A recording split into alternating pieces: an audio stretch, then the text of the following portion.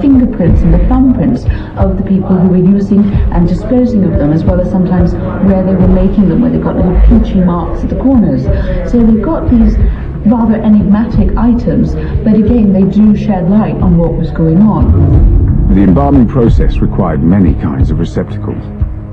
Nowadays we have plastic, but in ancient Egypt you only had pots or wooden boxes, so everything was stored in a pot.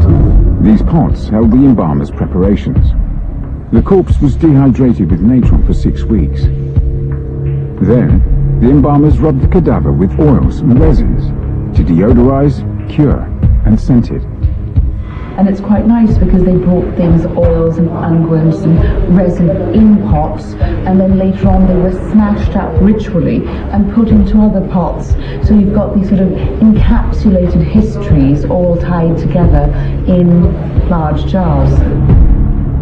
Every item involved in the funerary process acquired a sacred status. Nothing could be thrown away. The artifacts found in the storage jars provide a unique perspective on the embalming ritual. And another lovely thing was this massive Q-tip, for want of a better word. So a long piece of reed with linen at top, and it was all sort of oily.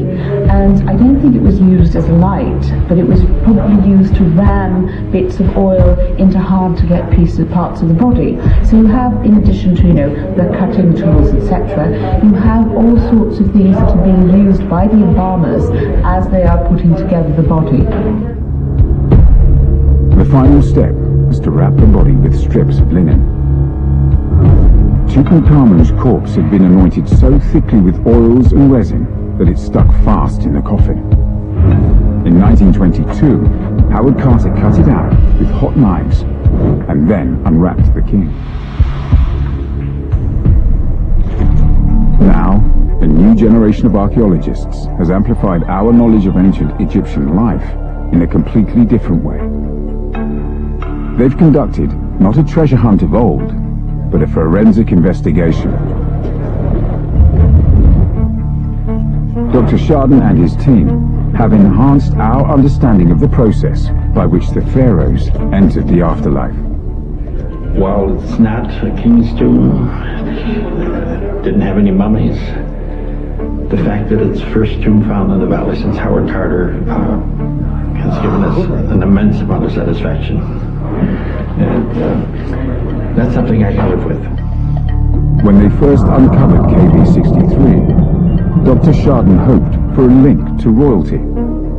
This is the Valley of the Kings, a royal graveyard. New kingdom rulers like Ramesses and Seti were buried here.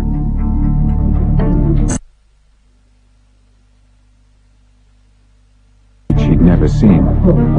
And even without a body, KV-63 was clearly connected to royalty. One of the archaeologists' first finds was a gold coffinette.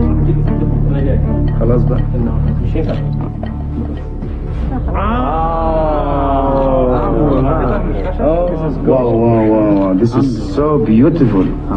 This is made in a royal workshop, something for a royal member. Then, the pillows hiding the coffinette proved to be extremely high-quality linen. They used a linen that was the quality that would be used in a royal household. I have never seen anything like this before. The mud seals helped them identify the time when KV-63 had been closed.